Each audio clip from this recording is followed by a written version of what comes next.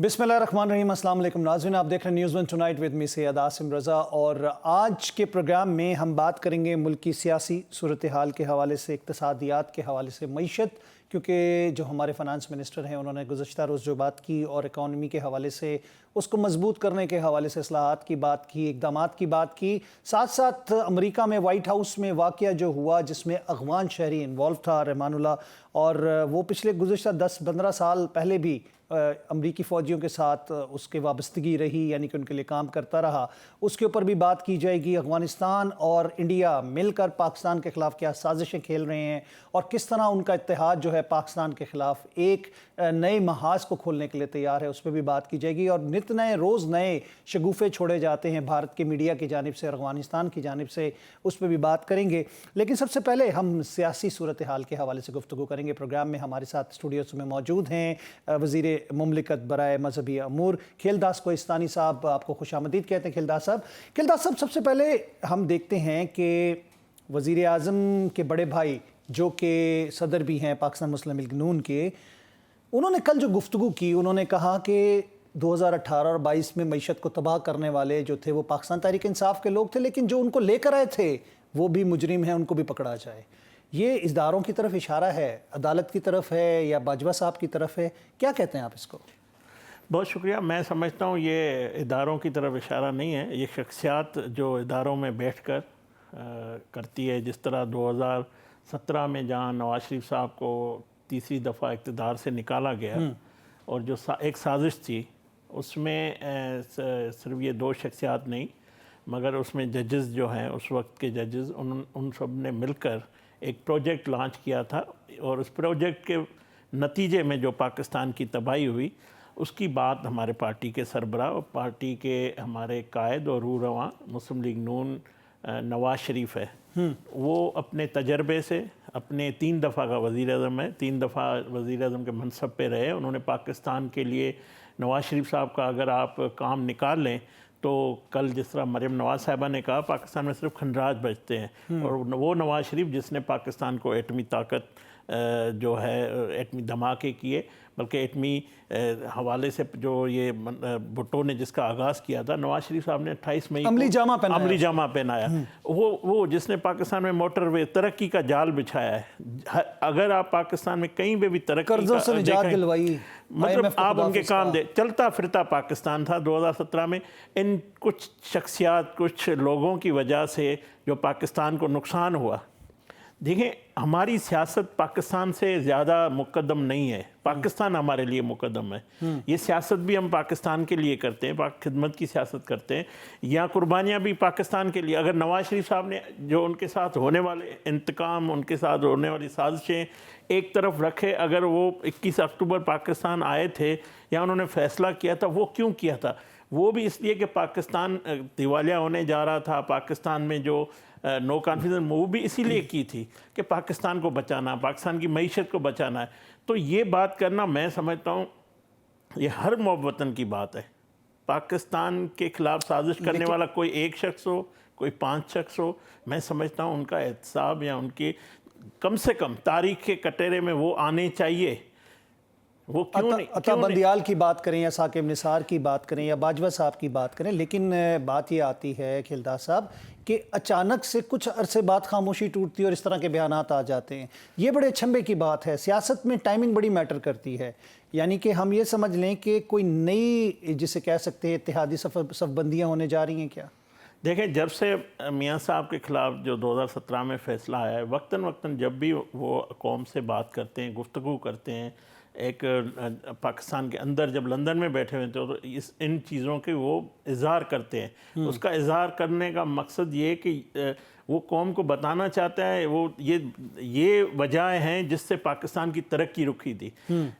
देखिए, एजेंडा वही है कि पाकिस्तान है, हमें पाकिस्तान को आगे। अगर आज वज़ीर आज़म शहबाज शरीफ साहब की कारकर्दगी, अगर वज़ीर आला मरियम नवाज साहिबा की कारकर्दगी, उसका भी इज़हार नवाज शरीफ ने किया है। उसका भी इज़हार किया है कि पाकिस्तान आज आगे जा रहा है, पाकिस्तान उड़ान पे है, पाकिस्तान की मईशत ऊपर जा रही है। तो मैं आ रहा हूँ, जब वो बात कर रहे हैं तो उस पर भी गुफ्तगू होनी चाहिए। मतलब नवाज शरीफ साहब का कहना है जो रेल की तरक्की की पटड़ी से गाड़ी उतर गई थी वो वापस चढ़ गई है।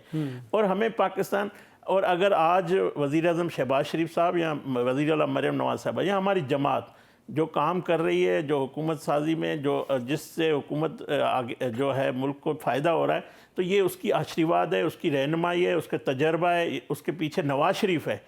نواز شریف پیچھے نہ ہو تو شہباز شریف بھی آپ کو اس منصب پہ نظر نہیں آئے، مریم نواز صاحبہ۔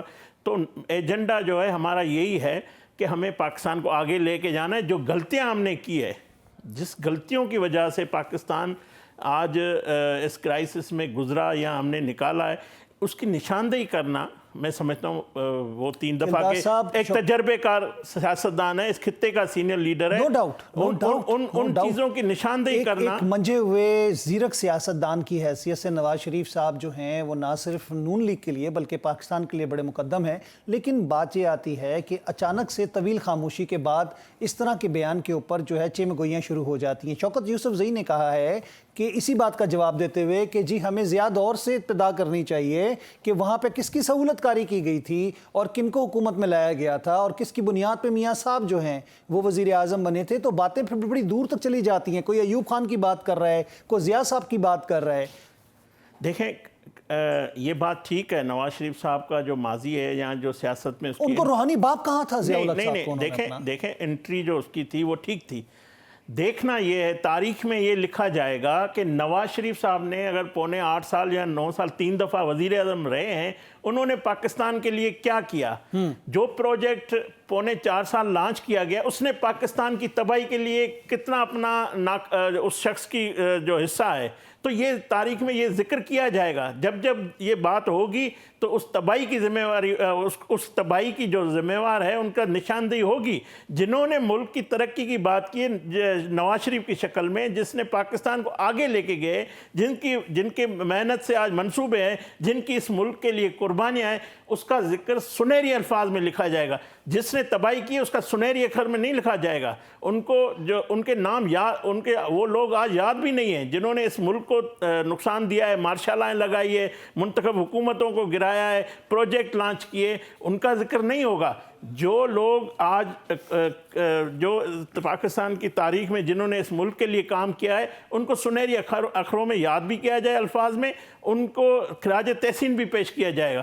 تو میں سمجھتا ہوں نواز شریف صاحب کا بڑا کنٹریبیوشن ہے، اور یہ ہمارے لیے بلیسنگ ہے، صرف پی ایم ایل این کے لیے نہیں، یہ پاکستان کے لیے کہ ایک سینئر لیڈر، اس خطے کا سینئر لیڈر، جس کو آج بھی اس کی جو صلاحیتوں کی دنیا جو ہے معترف ہے، اس کا ذکر فکر ہوتا ہے۔ تو میں سمجھتا ہوں اس کا بھائی آج وزیر اعظم ہے، بیٹی وزیر اعلیٰ ہے، اور اس کی شکل میں پاکستان کو آگے لے کے جا رہے ہیں۔ ہمارا مقصد پاکستان ہے، ہمارے ساتھ جس نے کیا ہے۔ اور دوسری بات دیکھیں، نواز شریف صاحب نے اپنا فیصلہ اللہ پہ چھوڑا تھا، اور اللہ نے احتساب کیا ہے، اللہ نے انصاف کیا ہے۔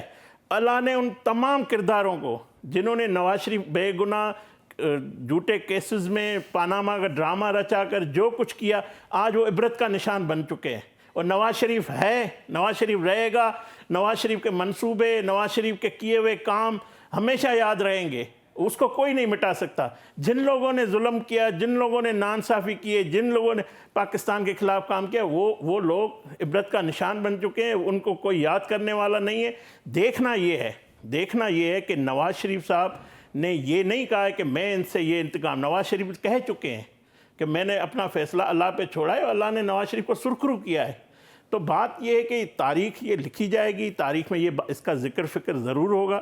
جو اس ملک میں غلطیاں ہوئی ہے 78 سالوں میں، اس کی نشاندہی ہوتی رہے گی، اس کو کوئی روک نہیں۔ اس کا مقصد یہ نہیں ہے کہ نواز شریف صاحب نے آ کے کوئی نئی بات، یہ پہلے بھی کر رہے ہیں، آج کر رہے ہیں، کل مورخ بھی کریں گے، کوئی جو ہسٹری لکھنے والے بھی کریں گے۔ یہ کوئی مٹا نہیں سکتا ان غلطیوں کو جس سے پاکستان کو نقصان پہنچا ہے، مگر اس کا مقصد یہ نہیں کہ ہم بیٹھ جائیں، ہم بیٹھ گئے ہیں، ہم بیٹھنا ہے۔ ہم اپنے ملک کی تعمیر، ترقی، ان کے وطن عزیز کے دفاع کے لیے اپنی سیاست، اپنی سب کچھ ہم نے قربان کیا ہے، ہم کریں گے، اور ہم پاکستان کو آگے لے کے جا رہے ہیں، اور اس میں قیادت ہماری نواز شریف صاحب کر رہے ہیں۔ کھلدا صاحب یہ بتائیے گا کہ تحریک انصاف کے ساتھ جو بھی مذاکرات کی کوشش ہوتی رہی یا پھر جو دونوں طرف سے کاوشیں ہوتی رہیں، بیرسٹر گوہر صاحب نے اعتراف کیا ہے کہ وہ سب رائے گاہ گئیں اور کچھ نہیں ہو سکا، اس کی ذمہ داری آپ کس پہ ڈالیں گے؟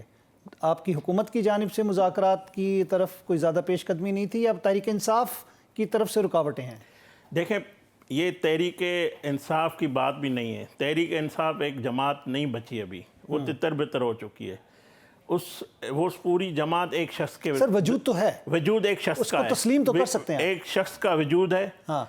उसका जो किरदार है, जो उनका जो अमल है, वो उनको बंदगली में लेके गई है। हमारी ख्वाहिश नहीं है कि ये जमात जो है इस हालात में हो। इनका तयन इन्होंने खुद किया है। ये रास्ता जिसका इंतखाब खुद जिम्मेदार, हाँ, इंतखाब इन्होंने खुद किया है। ये बानी पीटीआई से इनको पूछना चाहिए, अपने चेयरमैन, जिसकी खुद चेयरमैन पार्टी के दो है, मगर उसके फैसले की कोई नहीं सुनता, न जमात के अंदर न बाहर। तो मेरा ये कहना है कि ये जो कुछ है, बानी पीटीआई ने ये प्रोजेक्ट जो लॉन्च हुआ था, और आज तक देखें, आज पाकिस्तान को जिस तरह दुनिया में इज़्ज़त मिल रही है, जिस तरह हमारी जंग में फतह को सेलिब्रेट किया जाता है, प्रेसिडेंट ट्रंप, अल्हम्दुलिल्लाह, प्रेसिडेंट ट्रंप बार बार करते हैं उसका इज़हार दुनिया में जाके, जहाँ भी जाते हैं। वो हमारे field marshal, chief of army staff general Asim Munir साहब की सलाहियतों का एतराफ़ करते हैं, उनकी तारीफ़ करते हैं। हमारे वज़ीर-ए-आज़म शहबाज शरीफ साहब को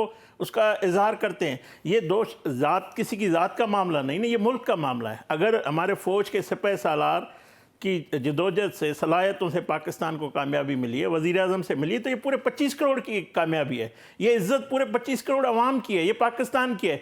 तो इस पे इनको खुश होना चाहिए, ना कि उसी इदारे को, उसके सिपह सालार को, उस पाकिस्तान के फ़ख्र को आप उनकी मुखालफत करें, उनके खिलाफ कैंपेन चलाएं, आप प्रोपेगेंडा करें, आप झूठ फैलाएं। मैं समझता हूँ बानी पीटीआई के तमाम कार्ड, तमाम सियासत जो उन्होंने करना चाहा, वो सब ख़त्म हो चुका है। उसके बाद अब कुछ नहीं है। पाकिस्तान आगे बढ़ रहा है। वो चाहता था कि पाकिस्तान श्रीलंका बन जाए, दिवालिया हो जाए। हमारे इंडिया क्यों सपोर्ट कर रहा है पाकिस्तान तहरीक इंसाफ को? देखें, ये तो रिकॉर्ड का हिस्सा है कि किस तरह इनको फंडिंग होती रही है। माजी में फॉरेन फंडिंग का केस हो या मौजूदा सूरत, आप देखें IMF को खत किसने लिखा? एक मोदी ने लिखा है। मार्का हक में भी कहा गया है कि फंडिंग की गई है फौज के खिलाफ देखें, करने एक मोदी ने लिखा है, दूसरा बानी पीटीआई ने।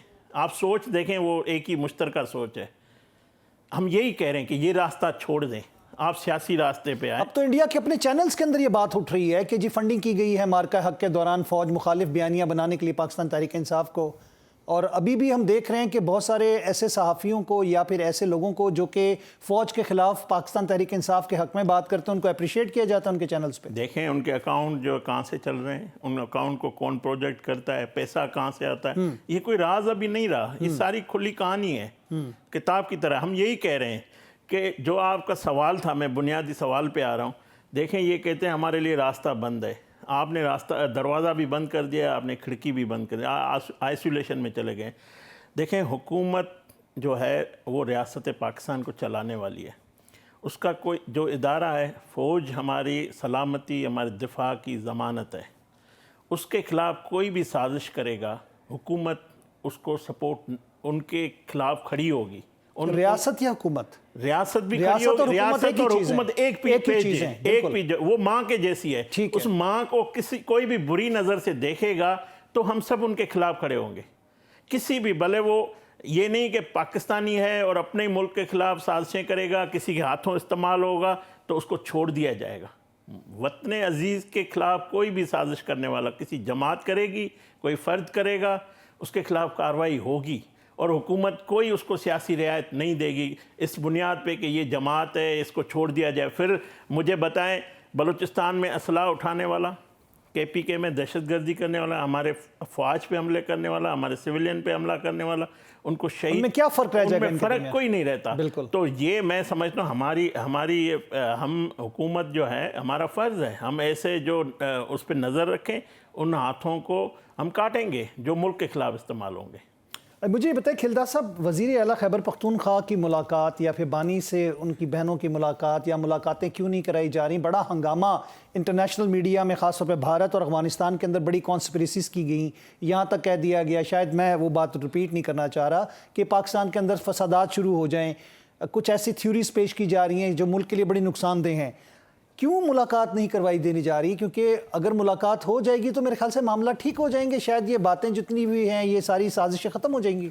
मैं वही बात कर रहा हूँ جو ملک کے خلاف اشتعال انگیزی ہے، اداروں کے خلاف جو پروپیگنڈا ہے، فساد پھیلانا، جس ملاقات سے اس ملک کا نقصان ہو، اس کے آپ کو پیغام سے لگتا ہے کہ کوئی دیکھیں، یہ پاکستان کے خلاف آرٹیکل چھپے تھے، یا جو ایکس اکاؤنٹ ان کا استعمال ہو رہا ہے، وہ اسی کی بنیاد ہے دیکھیں ملاقاتوں ان کی علیمہ خان جو ہے وہ پیغام آ کے میڈیا کو بتاتی ہے، وہی رات کو ایکس پہ اس کا پوسٹ آتی ہے، وہی پھر آرٹیکل بھی چھپتے ہیں، وہی میڈیا کو بھی تو یہ تانے بانے ان کے آپ ملے کو ہوئے۔ لگتا ہے کوئی احتجاج کی کال کا اعلان نہ کر دیں وہ کوئی؟ دیکھیں، احتجاج کرنا ہے، پرامن احتجاج کسی کا، ہر کسی کا حق ہے، مگر جیل کے باہر تماشا لگانا یہ تو آج سے نہیں ہے نا، یہ ایک ہفتے سے نہیں ہے، یہ جب سے ان کا یہی مسئلہ آ رہا ہے۔ پہلے بھی سیاسی لیڈر گرفتار ہوتے ہیں، فیملی کا ٹائم علیحدہ ہوتا ہے، پارٹی کا علیحدہ ہوتا ہے، وکلا الگ ملتے ہیں، وکلا الگ ملتے ہیں۔ یہ پورا ایک انہوں نے منظم طور پہ ایک ڈرامہ رچایا ہوا ہے میڈیا میں رہنے کے لیے، ملک کو بدنام کرنے کے لیے۔ اور میں سمجھتا ہوں، میں کابینہ کا رکن ہوں، مگر میں محبت پاکستانی سمجھتا ہوں، جو میرے اداروں کے خلاف بات کرے، جو ان کے خلاف سازش کرے، اسے کوئی بات نہیں نہیں تو لیکن محمود خان اچکزئی اور علامہ ناصر عباس صاحب وغیرہ کی ان کی قیادت اگر کہیں آپ ان کو دیکھتے ہیں کہ وہ لیڈ کر رہے ہیں تو ان کے ساتھ بات چیت ہو سکے گی؟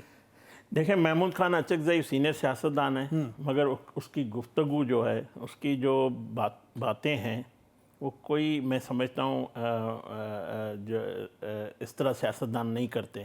آپ مجھے یہ کہتے ہیں، انہی کی زبان بول رہے ہیں وہ بھی؟ دیکھیں، وہ طالبان کی بات کرتے ہیں، وہ کابل کی بات کرتے ہیں، افغانیوں وہ کی بات دہلی کرتے کی ہیں۔ بات کرتے ہیں۔ مجھے بتائیں، یہ تحفظ آئین تحریک جو ہے، اس کے کسی اعلامیہ میں پاک فوج نے جو جنگ میں کامیابی حاصل کی ان کو خراج تحسین پیش کی؟ اگر فرض کرے بانی ان کو نومینیٹ کر دیتا آپ سے مذاکرات کے لیے، آپ لوگ ان کے ساتھ بیٹھ جائیں گے؟ نہیں، ہم کسی کر دیا ان کو، بلکہ میں کہوں نہیں، میں یہی کہہ رہا ہوں، جب تک اپنا سیاسی راستے کا انتخاب نہیں کریں گے، کوئی بات چیت نہیں ہوگی۔ اس ماحول میں جو گفتگو وہ فرما رہے ہیں، موجودہ حکومت کوئی ان سے بات نہیں کرے گی۔ صحیح۔ حالانکہ وزیر اعظم شہباز شریف صاحب ان کو بار بار کہہ چکے ہیں، اسمبلی کے فلور پہ بیرسٹر گوہر صاحب بیٹھے ہوئے ہیں، پارٹی کے چیئرمین، بات کریں نا، کیونکہ جو ان کی پارلیمنٹ کے اندر نمائندگی ہے اس کو اختیار نہیں ہے۔ پارلیمنٹ کے 26 سال کی جدوجہد میں وہ کہتے ہیں ہمارے پاس مینڈیٹ، ان کے پاس کوئی ایل شخص نہیں ہے جو اپوزیشن لیڈر بنے، تو وہ فساد چاہتا ہے، وہ انتشار چاہتا ہے، وہ بات چیت نہیں چاہتا ہے۔ اور ایسے اس ماحول میں بات چیت نہیں ہوگی۔ بات چیت تب ہوگی جب آپ سیاسی راستے پہ آئیں گے، سیاسی بنیاد پہ بات کریں گے، سیاسی لوگوں کو عزت دیں گے، ایک دوسرے کی عزت کریں گے، تب بھی جا کے سیاسی راستہ نکلے گا، ورنہ یہ بند گلی میں ہوگا۔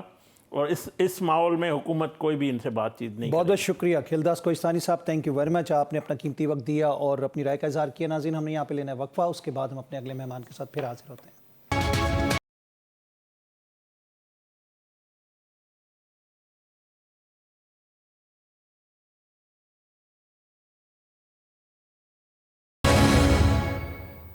ویلکم بیک ناظرین، ایک دفعہ پھر خوش آمدید کہیں گے آپ کو پروگرام نیوز ون ٹونائٹ میں، اور پروگرام کے حصے میں ہمیں جوائن کریں ڈاکٹر شاہد حسن صدیقی صاحب، ماہر معاشیات ہیں، اکانومی کے حوالے سے جو ایک بڑے نام ہے پاکستان میں، آپ کا نام شمار ہوتا ہے۔ خوش آمدید کہتے ہیں ڈاکٹر صاحب آپ کو۔ بہت شکریہ جناب۔ ڈاکٹر صاحب یہ بتائیے گا، وزیر اعظم شہباز شریف کا بحرین کا دورہ، سرمایہ کاری کی دعوت، آپ کو لگتا ہے کہ حالات موافق ہیں ہمارے لیے کہ اس وقت دوسری دنیا کے لوگوں کو فورن انویسٹمنٹ کے لیے پاکستان کا پلیٹ فارم جو ہے اس کو پیش کیا جائے؟ یہ بات یہ ہے کہ اس وقت صورتحال یہ ہے کہ اب چند مہینے پہلے پاکستانی افواج نے بھارت کو شکست فاش دی، تو ہمارا وقار بلند ہوا اور قوم کا جو ہے وہ کانفیڈنس ملک پر بڑھا۔ پھر سعودی عرب نے یہ محسوس کیا کہ ان کو دفاع کے لیے اسرائیل کے مقابلے میں امریکہ کے نہیں بلکہ پاکستان کی ضرورت ہے، جی، اور یہ بات دوسرے عرب ممالک میں بھی پائی جا رہی ہے، تو اس سے ہمارا وقار تو بڑھا ہے، اور یہ دنیا نے یہ فیل کیا، خاص طور سے اسلامی دنیا نے، مالدار عرب ملکوں نے، کہ انہیں پاکستان کے ساتھ اپنے تعلقات بڑھانے چاہیے۔ لیکن اس کے ساتھ ہی سازشیں بھی شروع ہو گئیں۔ آپ نے دیکھا کہ بھارت اور افغانستان مل کے پاکستان کے اندر دہشت گردی کی وارداتیں کرا رہے ہیں۔ پھر اچانک ہم نے دیکھا کہ مختلف رپورٹیں آنا شروع ہو گئیں کہ جی پاکستان میں تو کرپشن بہت ہے۔ بھائی کرپشن تو ہے، یقیناً ہے، کوئی آج نئی تو بات نہیں ہے۔ اسی کرپشن میں کہ دوران IMF نے ہمیں 25 پروگرام دیے، ہمیں قرضے دیتے رہے، تو یہ ایک سازش ہوئی ہے کہ پاکستان میں اچھی سرمایہ کاری نہ آئے تو پریشان کن سرمایہ کاری آئے۔ لیکن قوم کو اب یہ سمجھنا ہوگا کہ اگر قوم اور ملک اپنے معاشی اشاریے ٹھیک کریں تو اس کانفیڈنس سے ہم فائدہ اٹھا کے معیشت کو بہتری کی طرف لے جا سکتے ہیں، اور صرف وہ سرمایہ کاری حاصل کریں جس سے پاکستان کی معیشت میں بہتری آئے، یعنی ایکسپورٹ بڑھے یا امپورٹس کم ہو یا انفراسٹرکچر بہتر ہو، پریشان کن سرمایہ کاری نہ آئے۔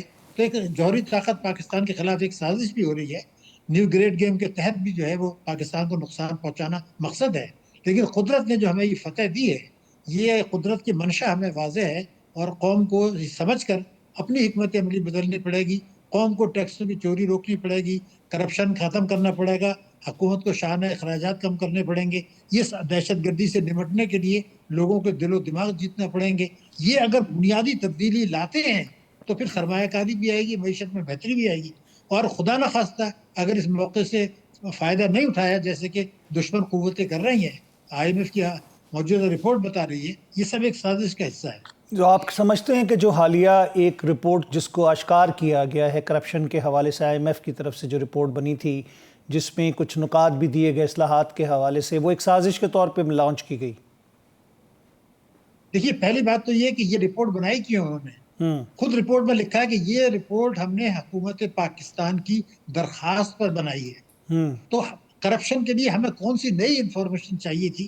ہمیں خود کیا کچھ نہیں پتا ہے۔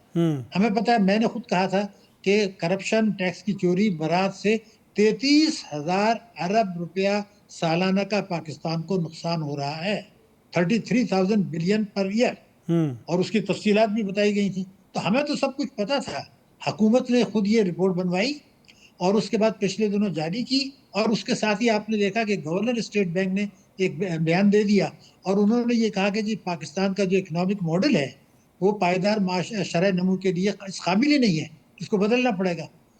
لیکن یہ سب باتیں کوئی نئی تو نہیں ہے، یہ اچانک کیوں لائی ہیں؟ اس لیے لائے ہیں کہ یہ نظریاتی باتیں اس میں ہو رہی ہیں، ان کا مقصد اصلاحات کرنا نہیں ہے، مقصد یہ تھا کہ جو خراب اشاریے کچھ ہوئے ہیں اس سے توجہ ہٹ جائے، اور جو قوم کا ایک دم جو کانفیڈنس بڑا تھا وہ یہ سمجھ کرے کہ نہیں حالات بہت خراب ہیں۔ تو یہ کوئی اچھی چیز نہیں ہوئی ہے۔ ہم یہ چاہتے ہیں عملی اقدامات کی بات کریں۔ میں صرف ایک جملہ کہہ دوں، IMF نے رپورٹ نے بہت کچھ کہا ہے، اس میں بہت ڈیمیجنگ کہا ہے، لیکن جو اثر خرابیاں تھیں وہ نہیں بتائیں، کیونکہ ان کا مقصد تھا ڈیمورائز کرنا۔ مگر ایک ریکارڈ پہ میں بات بتا رہا ہوں آپ کو، وہ یہ کہ جن خرابیوں کی انہوں نے نشاندہی کی ہے اس پر عمل نہیں کریں گے، وہ ہمیں قرضہ بھی دیتے رہیں گے، قسطیں بھی جاری کریں گے، سب کچھ کریں گے۔ تو یہ چیز کو قوم کو ہمیں سوچنا پڑے گا کہ یہ سب ہو کیوں رہا ہے۔ ہم تو چاہتے ہیں اصلاحات ہوں، کام کریں اور باتیں کم کریں کہ یہ خرابی ہو گئی، خرابیاں تو سب کچھ ہے، اچھائیاں بھی تو ہے نا۔ تو لیکن عمل، قدرت نے جو ہمیں بتایا عمل سے ہوتا ہے، وہ نہیں ہوتا نظر آ رہا مجھے۔ اب فائنانس منسٹر کی جانب سے اصلاحات کے حوالے سے باتیں کی گئی ہیں، اقدامات کے حوالے سے گزشتہ روز باتیں کی گئی ہیں، کیا آپ کو لگتا ہے کیا حکومت مزید سخت معاشی شرائط پوری کرنے کے لیے تیار ہے جو IMF کی طرف سے لاگو کرنے کی بات کی جا رہی ہے؟ دیکھیے، میں یہ سمجھتا ہوں گا کہ ابھی فی الحال IMF کوئی بہت زیادہ سخت شرائط عائد نہیں کرے گا۔ اس کی وجہ یہ ہے، امریکہ کو اس وقت پاکستان کی مدد کی ضرورت ہے، افغانستان میں ان کو ہماری مدد کی ضرورت ہے، مشرقی وسطیٰ میں ان کو ہماری مدد کی ضرورت ہے، وہ بلگرام ایئرپورٹ افغانستان میں لینا چاہتے ہیں، ایران کے معاملات میں ہماری مدد کی ضرورت ہے، وہ بلوچستان میں آ کے مائنس کی سرمایہ کاری کرنا چاہتے ہیں جہاں کے بلوچستان لبریشن آرگنائزیشن ہے۔ تو ان کو انسٹرکشنز ہوں گی IMF کو کہ حکومت پاکستان کو دیوار سے نہ لگایا جائے۔ تو میں پوری ذمہ داری سے سمجھتا ہوں پاکستان کو اقساط بھی ملیں گی، پاکستان کو قرضے بھی ملیں گے، کچھ تھوڑی بہت سرمایہ کاری بھی آ جائے گی، لیکن مقصد یہ ہوگا کہ معیشت لڑکھڑاتی ہوئی چلتی رہے، اور 2027 کے کچھ عرصے کے بعد خدا نخواستہ پھر ہمیں IMF کے پاس جانا پڑے، اور اس دوران اقساط کے لیے جو معاملات طے ہوں IMF کی شرائط نہیں ہوں گی، بلکہ حکومت پاکستان اور ان کے درمیان ایک اشرافیہ کا معاہدہ ہوگا جس میں عوام کے اوپر بوجھ ڈالا جائے گا، عوام کو، لیکن طاقتور طبقوں کو مراد دی جائے گی۔ اس کی مثال دوں، ہم سب تسلیم کرتے ہیں کہ جی پاکستان میں اس وقت بے روزگاری کی شرح جو ہے وہ پاکستان میں 21 سال میں سب سے زیادہ ہے، 7% بڑھ مانتے ہیں، چکی ہے ہماری شرح 7.1% سے بڑھ گئی نا، جی۔ غربت 44.7% ہے۔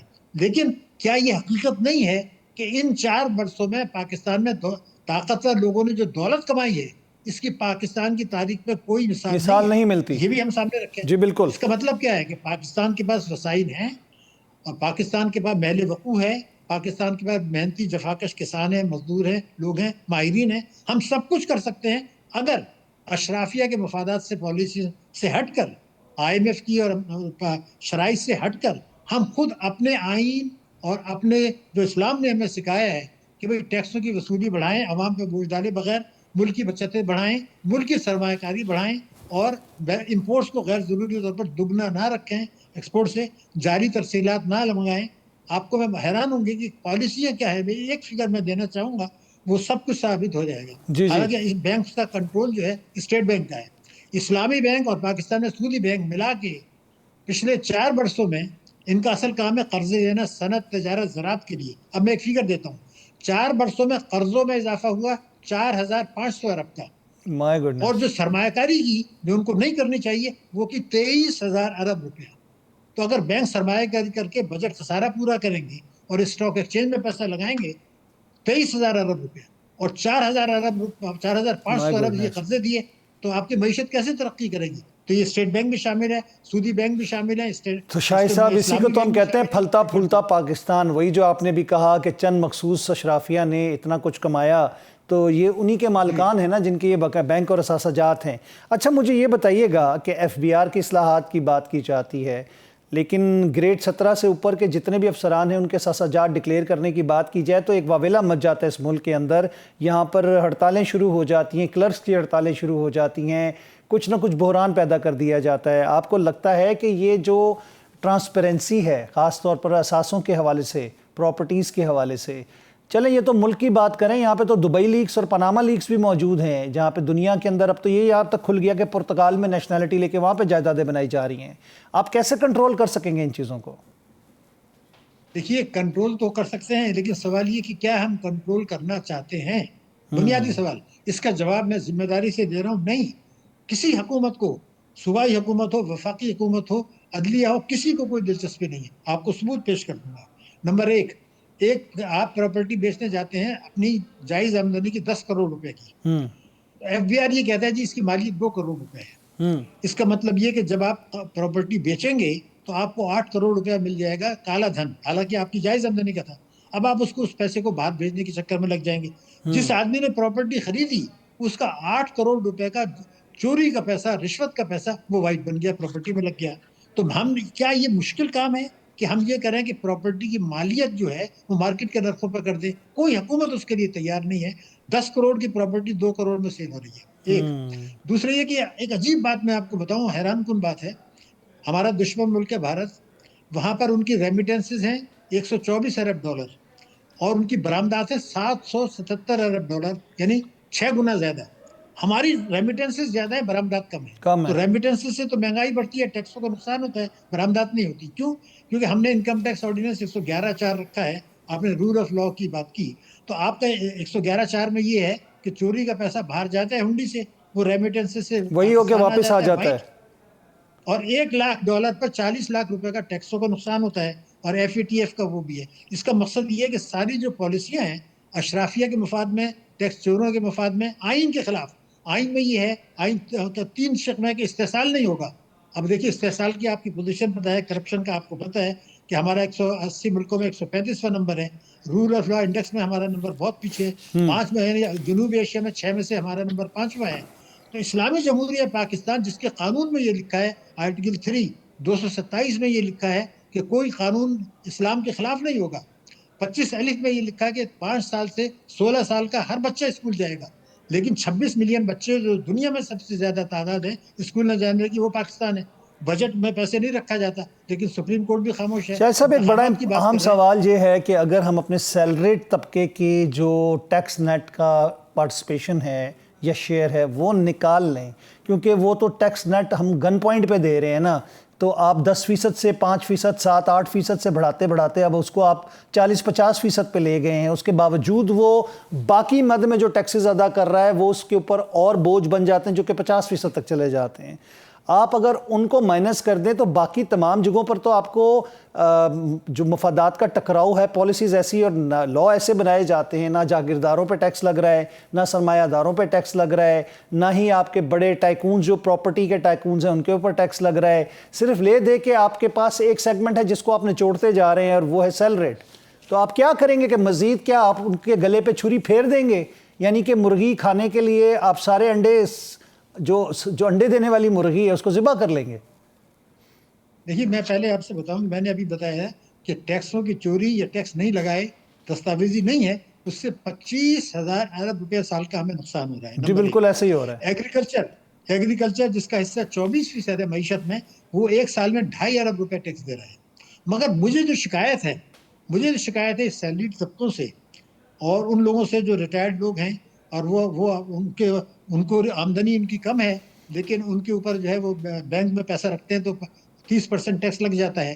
9 کروڑ لوگ وہ ہیں موبائل کے ہولڈرز، جو بیچارے غریب لوگ ہیں، مختلف شہروں سے پاکستان میں، لاہور، کراچی، اسلام آباد میں آئے، 9 کروڑ لوگ، ان کی آمدنی کم ہے، ان سے ایڈوانس ٹیکس لیا جا رہا ہے۔ لیکن یہ سوشل میڈیا پہ جو پڑھے لکھے لوگ ریٹائرڈ باتیں کرتے ہیں، اس کی بیل کا کیا ہوا، اس سے مقدمے کا کیا ہوا، وہ یہ کیوں نہیں بات کرتے کہ جی ہم تو اتنا ٹیکس دے رہے ہیں، اس کے بعد جی ایس ٹی بھی ہم دے رہے ہیں 18%، اس کے بعد پیٹرول بجلی کے نرخ بھی ہم آپ بڑھا رہے ہیں، تو سارا ہمارے اوپر بوجھ ڈال رہے ہیں، لیکن وہ بات کریں گے جی بیل ہوئی کہ نہیں ہوئی، مقدمے کا کیا ہوا۔ ارے بھائی آپ احتجاج کریں، آپ کے چینل کے باہر آئیں، 100 آدمی احتجاج کریں، آپ اس کو دکھائیے، وہ کہیں جی یہ ظلم ہو رہا ہے، ہمارے ساتھ کیوں ظلم ہو رہا ہے، آپ انصاف کا کب کریں گے؟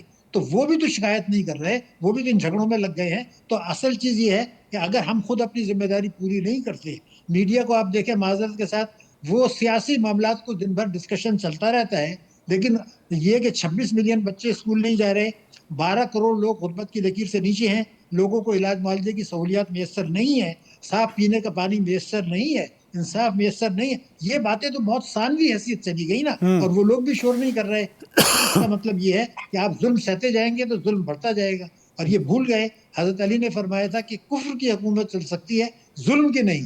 لیکن ہم ظلم برداشت کر رہے ہیں، سہ رہے ہیں، وہ بھی برابر کے مجرم ہیں۔ میں سیلیڈ کلاس کو بھی مجرم کہتا ہوں کہ وہ پڑھے لکھے ہیں تو وہ کیوں نہیں احتجاج کرتے، یہ پیشرس کیوں نہیں اعتراض کرتے، بہبود کے نرخ بڑھائے جاتے ہیں، نرخ گرائے جاتے ہیں ان کے منافع کی، تو وہ شور کیوں نہیں کرتے؟ سوشل ٹھیک، میڈیا پہ بات تو کریں نا۔ تو یہ بڑی ذمہ داری کی کام ہے جو وہ نہیں کر رہے ہیں۔ بہت بہت شکریہ جناب ڈاکٹر صاحب، آپ نے اپنا قیمتی وقت ہمیں دیا اور بڑی مفید آراء سے ہمیں آگاہ کیا۔ ناظرین، پروگرام میں اگلے سیگمنٹ کی جانب ہم پڑھیں گے، ملتے ہیں آپ سے اگلے سیگمنٹ میں۔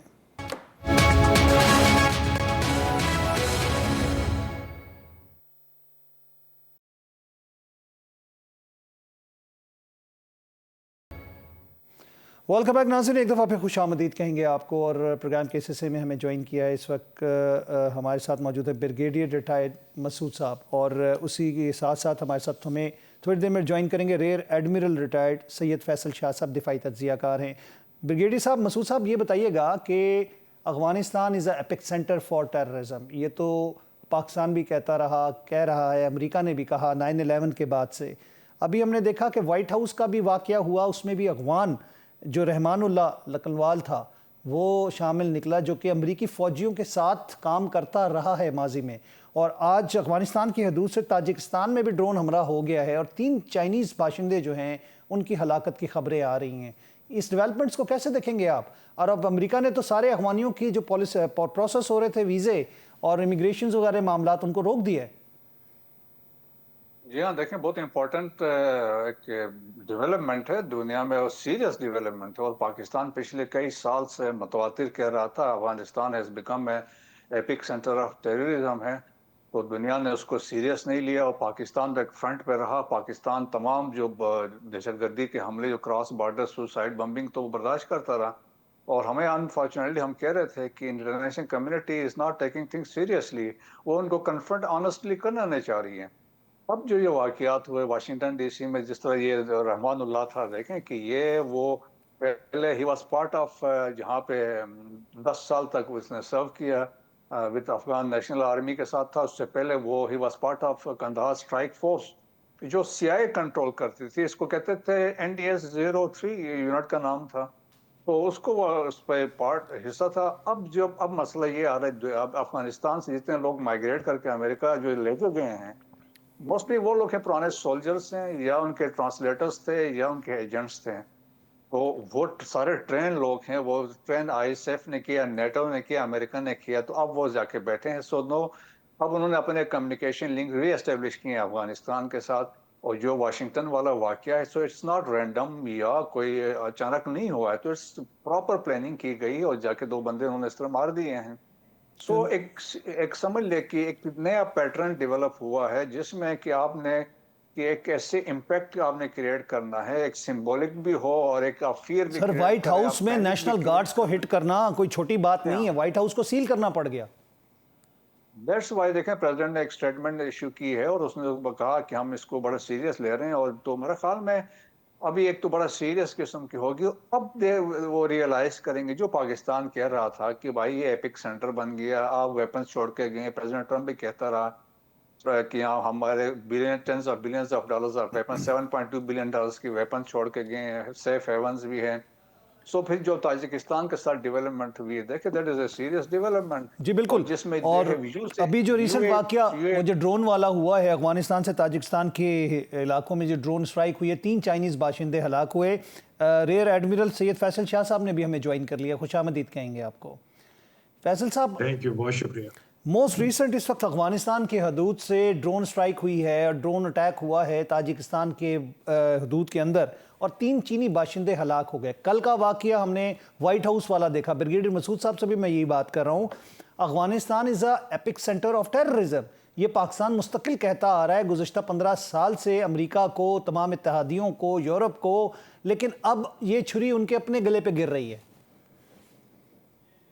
آپ صحیح کہہ رہے ہیں کہ پاکستان یہ واویلا مچاتا آیا ہے کہ بھئی اس جگہ کو کنٹرول کرنے کی ضرورت ہے, ورنہ یہ چیز یہاں سے پھر پرولیفریٹ کر جائے گی اور پوری ریجن میں کیا دنیا میں پھیل جائے گی. لیکن پاکستان کی بات پہ کوئی کان نہیں دھر رہا تھا. اب آپ دیکھیے کہ وہی ہو رہا ہے جو پاکستان کہہ رہا تھا, کہ نہ صرف یہ کہ وہ پاکستان کے اندر بلکہ دوسرے ممالک میں جا کے یہ کاروائیاں کر رہے ہیں, کیونکہ ایسا لگتا ہے کہ ان کو اس کے علاوہ کوئی کام نہیں آتا ہے. اور ایسا بھی لگتا ہے کہ جو طالبان رجیم ہے وہ اپنے تمام مواقع گنوا رہی ہے اس چیز کے جس موقع سے ان کو ریکگنیشن مل سکتی ہے. اگر وہ ایک رسپانسبل اسٹیٹ کے طور پہ, رسپانسبل رجیم کے طور پہ اپنے آپ کو دنیا کو پیش کریں, تو کون ہوگا جو ان کو نہیں ایکنالج کرے گا. لیکن ان کے جو اقدام تھے, یعنی جو ایڈمنسٹریٹو ایشوز ان کے رہے ہیں وہ, پلس اب تو کھل کے یہ جو ٹیررزم کی ویو وہ ایک چلا رہے ہیں. اور پاکستان کے کیا قطر اور ترکی کو آپ دیکھیے کہ ان دونوں نے مسائلت کرانے کی کوشش کی, وہ پاکستان کی بات مان رہے ہیں. افغان طالبان رجیم وربلی مان رہے ہیں لیکن لکھ کے دینے کو تیار نہیں ہے. دیٹ مینس کہ پرابلم تو ہے, اور اگر پرابلم ہے تو اس پرابلم کو سالو کیوں نہیں کر رہے ہیں, یہ سمجھ سے باہر ایڈمرل ہے. صاحب بات یہ آتی ہے کہ ان کو سپورٹ اور فیڈ کرنے والا, یعنی کہ جو ان کی سپلائی چین ہے, ان کو ڈالرز دینے والا خود امریکہ ہے, خود بھارت ہے, اور یہی سب سے زیادہ واویلا مچاتے ہیں ٹیررزم کے حوالے سے. جی آپ کی بات بالکل صحیح ہے کہ باقاعدہ ان کو پیسے ملتے ہیں امریکہ سے ریگولرلی, اور پھر بھارت ان کو جو انٹائز کرتا ہے, جو ان کو سپورٹ کر رہا ہے, تو ان کو خود یہ سوچنا چاہیے کہ انہوں نے اس ریجن میں امریکہ کے ساتھ رہنا ہے, بھارت کے ساتھ رہنا ہے, یا یہاں کی جو ریجنل کنٹریز ہیں ان کے ساتھ رہنا ہے. ہمارے ساتھ تو انہوں نے قیامت تک رہنا ہے. تو کیا ان حالات میں وہ ہمارے ساتھ زیادہ عرصہ چل سکتے ہیں؟ پاکستان کا پیشنس دیکھیے کہ پے در پہ ہمارے اوپر اٹیکس ہو رہے ہیں. ہم نے یہ کہا ہوا بھی ہے کہ ہمارے اوپر اٹیکس ہوں گے تو, اور ان کا لنک اگر آپ سے نکلا تو ہم اس کی جوابی کارروائی کریں گے. ہم پھر بھی ریسٹرینٹ سے کام لے رہے ہیں, پیشنس سے کام لے رہے ہیں, بیک ڈور ڈپلومیسی سے کام لے رہے ہیں, دوستوں کو کہہ رہے ہیں کہ ان کو سمجھائیں, لیکن ان کو شاید سمجھ نہیں آ رہی ہے. اور مجھے نہیں پتا کہ یہ کس کنکلوژن پہ پہنچنا چاہتے ہیں, کیا چیز حاصل کرنا چاہتے ہیں اس قسم کی حرکتوں سے. بریگیڈ صاحب, چائنا بھی بہت سافٹ ہینڈڈلی افغانستان کے اندر نہ صرف انویسٹمنٹ کر رہا ہے, وہ اپنا انٹرسٹ دیکھ رہا ہے, اور پاکستان کے کہنے کے باوجود ہم نے ابھی تک چائنا کی طرف سے اس طرح کا کوئی ایکشن نہیں دیکھا, سوائے اس کے کہ انہوں نے پاکستان کے وزیر خارجہ اور ان کے وزیر خارجہ کو ملوا دیا اور بات چیت کروا دی. اب جو اٹیک ہوا ہے تاجکستان میں اور 3 باشندے چینی مرے ہیں, ہلاک ہوئے ہیں, آپ کو لگتا ہے کہ چین کچھ اب اپنے انٹرسٹ کی وجہ سے کوئی سٹیپ ان کرے گا اس میں؟ جی ہاں دیکھیں, پہلے میں ایکسپلین کروں ہوا کیا ہے. کہ یہ ویسے کہ یو اے وی یوز کیا ہے انہوں نے, اور اس میں انہوں نے گرنیڈس بھی رکھے ہوئے تھے, اور اس میں فائر آرمز بھی تھا, اور اس کو اکارڈنگلی یوز کیا ہے. تو میں ایک شفٹ جس سے آپ کہہ سکتے ہیں وہ کر کے انہوں نے وہاں پہ ہٹ کیا. تو وہاں پہ ایک چائنیز کمپنی پرابلی کام کر رہی تھی, उसके 3 लोग हैं। तो अफगानिस्तान और ताजिकिस्तान में क्लैशेस पहले से हो रही थी, पास्ट में भी होती रही हैं। ताजिकिस्तान के ये कंसर्न था कि जैसे तहरीक तालिबान ताजिकिस्तान है, वो अफगानिस्तान के अंदर है, तो उस पर उनको कंसर्न था कि भाई ये आप यहाँ से ऑपरेट कर रही हो, हमें थ्रेट कर रही है। Second, they were also concern show कर रहे थे ताजिकिस्तान की जो ताजिक पॉपुलेशन है अफगानिस्तान में, दे आर 27%, जो सबसे बड़ी अफसर पश्तून उनकी पॉपुलेशन है, तो उनकी रिप्रेजेंटेशन भी नहीं है, तो उन पर वो भी कंसर्न का इजहार कर रहे थे। तो ये बहुत सारे हालात और वाकयात जिसकी वजह से था। तो देयरफॉर उनके जो प्रेसिडेंट थे ईमान अली रहमानोव, तो उन्होंने ये कहा था कि हम अफगान तालिबान रजीम को कभी रिकग्नाइज नहीं करेंगे। सो वो ऑलरेडी थे। फिर ऊपर से अहमद मसूद इस दोशंबे बेस्ड जो नॉर्दर्न रेजिस्टेंस फ्रंट का है। अब इसके डेवलपमेंट से चाइनीज आर किल्ड, तो मेरे ख्याल में चाइनीज इसको बड़ा सीरियस लेते हैं, अपने नेशनल्स को वो प्रोटेक्ट करते हैं। No doubt. और फिर आप देखें कि अफगानिस्तान के अंदर भी हमने अभी रिसेंट पास्ट में देखा है कि चाइनीज और अफगानिस्तान नॉट दैट वो आप समझ लें कि बहुत अच्छे ताल्लुकात हैं, क्योंकि जब इकोनॉमिक कोई मसला हुआ है उनके दरमियान भी है। उन्होंने कोशिश भी की थी इनको ऑन बोर्ड लेने के लिए, स्पेशली जब सी पैक का ऑफर किया, सब कुछ किया, लेकिन इसके बावजूद इनका एक हटदर्मी का रवैया रहा है। तो अब ये है कि इसमें सीरियस यकीनन स्टेटमेंट अभी आएगी जो उनके फॉरेन ऑफिस से आएगी। इवन अब रशिया से आप देखेंगे, क्योंकि ये जो ताजिकिस्तान है is part of collective security organisation के जो ऑर्गेनाइजेशन है जो उसको रशिया हेड कर रहा है। सो Chinese Russians they are concern about the security of this central Asian republics, तो उधर से भी चीजें आ सकती हैं। तो प्रेशर अभी डेवलप होगा। और मेरा तो ये मानना है कि अभी आप देखेंगे जिस तरीके से हवालात और वाकयात हो रहे हैं, you never know, president Trump कल कह देगा कि हम दोहा कार्ड से निकल रहे हैं। जिस तरह के ईरान वाले से निकल गए थे, तो यहाँ से भी वो किसी वक्त वो कह सकते हैं हम निकल रहे हैं। सो फिर तो बहुत मुश्किलात होंगी, लेकिन नुकसान अफगानिस्तान के अवाम का होगा। No doubt. फैसल साहब, हम बात कर रहे हैं कि कॉन्स्पिरेटर्स जो हैं, जिसमें भारत भी शामिल है, स्लीपर सेल्स, प्रॉक्सीज और फंडिंग जो है वो मुकम्मल तौर पर भारत से हो रही है। सिर्फ भारत से नहीं, बल्कि अगर हम देखें तो अमेरिका भी पैसे दे रहा है जो कि दहशतगर्दी में ही इस्तेमाल हो रहे हैं अफगान रजीम की जानिब से। और सिक्के के दोनों तरफ देखा जाए तो एक ही चीज़ नज़र आती है कि वो तालिबान है, चाहे टीटीपी की बात करें या टीटीए की बात करें। आपको लगता है कि जो हालिया पाकिस्तान के अंदर सियासी कशीदगी हो रही है उसको भी मोनोपोलेट करते हुए हमने देखा गुज़िश्ता दिनों चंद फेक न्यूज़ इंडिया और अफगानिस्तान चला रहा था, और पाकिस्तान के अंदर इंस्टेबिलिटी क्रिएट करने के लिए दोनों मुल्क बराबर के शरीक हैं। जी, आपकी बात सही है कि अनफॉर्चुनेटली हमारे जो दोनों नेबर्स हैं दोनों साइड पे, उनकी कोशिश ये है कि पाकिस्तान को किसी तरह अनस्टेबल कर दिया जाए, पॉलिटिकली भी, इकोनॉमिकली भी, मिलिटरीली भी। मिलिटरीली उन्होंने कोशिश करके देख ली, नहीं हुआ। डिप्लोमेटिकली उन्होंने कोशिश की, नहीं हुआ। अब वो इस नहज पे आ गए कि पाकिस्तान को पॉलिटिकली हम अनस्टेबल करें। उनको ये नहीं समझ आ रही कि अगर पाकिस्तान खुदा न खास्ता अनस्टेबल होता है तो ये दोनों महफूज नहीं रहेंगे। ये बात समझने की होती है कि रीजन में अगर कोई एक मुल्क स्टेबल ना हो तो वो पूरा रीजन प्रॉस्पर नहीं करता, तरक्की नहीं करता। आप अफगानिस्तान की मिसाल ले लीजिए कि अगर अफगानिस्तान में स्टेबिलिटी नहीं है तो कितनी सारे फायदे हैं जिनसे पूरा रीजन महरूम है। अफगानिस्तान कितना इंपॉर्टेंट कंडुइट है सेंट्रल एशियन रिपब्लिक्स और साउथ एशिया के बीच में, लेकिन अफगानिस्तान की इनस्टेबिलिटी उस फायदे से, उस कंडुइट होने से या उस रास्ते से हमें फायदा नहीं उठाने देती। और उस पर खुद अफगानिस्तान का बहुत फायदा है। अगर वो कुछ भी ना करे तो उसको तो वहां से सिर्फ खाली रेवेन्यू जनरेशन होता रहे। लेकिन ये बात उन्हीं लोगों को समझ आ सकती है जो कि लॉन्ग टर्म विजन रखते हों, दूर तक सोचते हों, अपने अवाम का सोचते हों, उनकी खुशहाली का सोचते हों। ना सिर्फ ये कि वो जो हुकूमत करने वाला टोला है वो सिर्फ अपने इंटरेस्ट को देखे। अगर वो अपने इंटरेस्ट को देखेगा फिर तो वो यही काम करेंगे जो वो कर रहे हैं। लेकिन अगर वो अवाम को देखे कि असल मुश्किलात तो अवाम को हो रही है, अफगान अवाम को।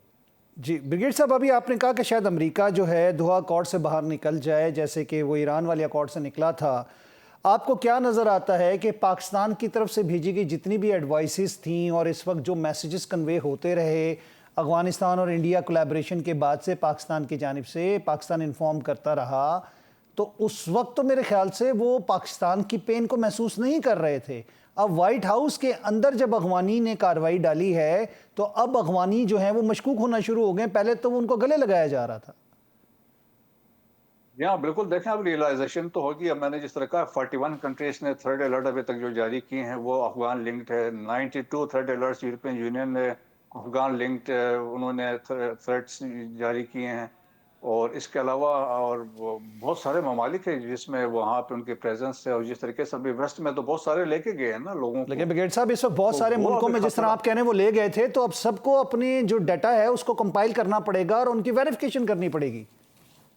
नहीं, अभी मुश्किलात होंगी। देखें कि अभी तो वो लगता है कि इन हालात वाकयात में वो तो अभी कहेंगे डिपोर्ट करना उनको मुश्किल हो करना शुरू कर देंगे। जिस तरह से हालात वाकयात में वाशिंगटन देखें इतना कि हेविली सिक्योरिटी एरिया होता है जिसमें कोई सोच भी नहीं सकता। अगर वहाँ पे ऐसे वाकयात हुए हैं तो एक बड़ा थ्रेट है। तो मेरा ख्याल में कि अनफॉर्चुनेटली जो डेवलपमेंट हुआ अफगान तालिबान रजीम के लिए एक बड़ा वाज़ेह किस्म का मैसेज अभी आएगा, आप देखें। और लाइकली है नेक्स्ट कपल ऑफ डेज में हमें इसको, असल सवाल अभी ये है कि इसके पीछे कौन था, उसके मकासद क्या थे। This is the big this question is जो अ अब बिग पूछा क्वेश्चन, यस। जाएगा। और जो हाँ, तो वही इन्वेस्टिगेट भी वो कर रहे होंगे, तो उससे चीजें मजीद वाजे होंगी। और अभी आप देखेंगे कि पीछे से लिंक कहीं अलकायदा का भी निकल आ सकता है, नो डाउट। तालिबान रजीम का भी आ सकता है। सो थिंग्स अनफोल्ड जब होंगी, जब सिचुएशन होगी, अभी जिस तरह इन्वेस्टिगेट वो FBI वाले भी कर रहे हैं और भी एजेंसीज कर रहे हैं, उससे क्लैरिटी आएगी। मैं एक सवाल जो बड़ा लास्ट क्वेश्चन है मेरा और बड़ा प्रिसाइज क्वेश्चन है, आप दोनों से मैं आंसर लेना चाहूँगा। अजीत डोवाल डॉक्ट्रिन और एक कंसोर्शियम बनाने की बात की गई थी जो पाकिस्तान के अगेंस्ट बनाने की कोशिश की गई थी, जिसमें TTA, TTP, जिसमें दाइश, जिसमें खुरासान, जिसमें अलकायदा, सबको एक प्लेटफॉर्म पे लगा के पाकिस्तान पे अटैक करवाने के लिए एक बहुत अरसे से कोशिश की जा रही थी। अजीत डोवाल डॉक्ट्रिन जिसको कहा जा रहा था, आपको लगता नहीं है कि अब TTA, TTP, ISIS और बाकी जितने भी हैं उनमें तफरीक ख़त्म कर दी गई है और सारों का काम एक ही एजेंडा है अलकायदा समेत कि दहशतगर्दी की जाए? फैसल साहब, पहले मैं आपसे रिप्लाई लूंगा। देखिए, वो तो पहले भी दहशतगर्दी कर रहे थे और उन्होंने अभी भी दहशतगर्दी ही करनी है। और वो जो डॉक्ट्राइन जिसकी आप बात कर रहे हैं वो मतलब आप देखिए कि उसको अमली जामा पहनाया जा रहा है। अब ये इतने फ्रस्ट्रेट हो गए हैं कि इनके पास और कुछ नहीं रहा है, तो ये इस किस्म की हरकतों पे उठाए हरकतों पे आ गए हैं। और ये बात बिल्कुल ठीक है कि ये जो इन्वेस्टिगेशन होगी इससे पता चलेगा कि इसके मोहरकात क्या थे, इसके पीछे कौन था, किसका हाथ था और क्या ऑब्जेक्टिव था। और ये भी जो अभी ताजिकिस्तान पे हुआ है वाकया, इसका भी बेसिकली बड़े दूरस्थ नताइज होंगे इसके। ट्रेस बैक करना चाहिए। जी बिल्कुल। ब्रिगेड साहब, योर टेक। करना चाहिए। ब्रिगेड साहब, योर टेक। देखें जी, मेरे ख्याल में बहुत इंपॉर्टेंट बात है कि दुनिया को अब रियलाइज करना चाहिए कि अफगानिस्तान इज ए कंट्री वो जो host terrorism and export terrorism. True. अब थ्रेट दुनिया में है, इंस्टेबिलिटी खाली रीजन में नहीं, दुनिया भर की इंस्टेबिलिटी एट स्टेक आ गई है। तो नो एंड नेवर वाली बात है, उनको अकॉर्डिंगली एक्शन लेना पड़ेगा। जी बिल्कुल, अकॉर्डिंगली एक्शन लेना पड़ेगा। ब्रिगेड साहब बहुत बहुत शुक्रिया। फैसल साहब आपका बहुत बहुत शुक्रिया, आप दोनों ने अपना कीमती वक्त हमें दिया और प्रोग्राम में अपनी राय का इजहार किया। नाज़रीन, पाकिस्तान के लिए ख़िलाफ़ जो कुछ साजिश की जा रही है, पाकिस्तान के हवाले से भारत हो या अफ़गानिस्तान हो या जो भी मुल्क हो, उसमें आप इसराइल को शामिल कर लें, लेकिन पाकिस्तान डेफिनेटली अपने मुल्क का, ना सिर्फ पाकिस्तान की अफवाज और अवाम दिफा करना जानते हैं और दिफा कर रहे हैं। लेकिन अब दुनिया को सोचना होगा कि जिस सांप को वो दूध पिलाते रहे, जिसे अफगानिस्तान हम कह रहे हैं और अभी भी पिला रहे हैं, उसका हाल क्या कर रहे हैं, क्योंकि अब वो उन्हीं को डसना शुरू हो गया। मैं चाहूँगा आपसे इजाज़त, अल्लाह निगहबान।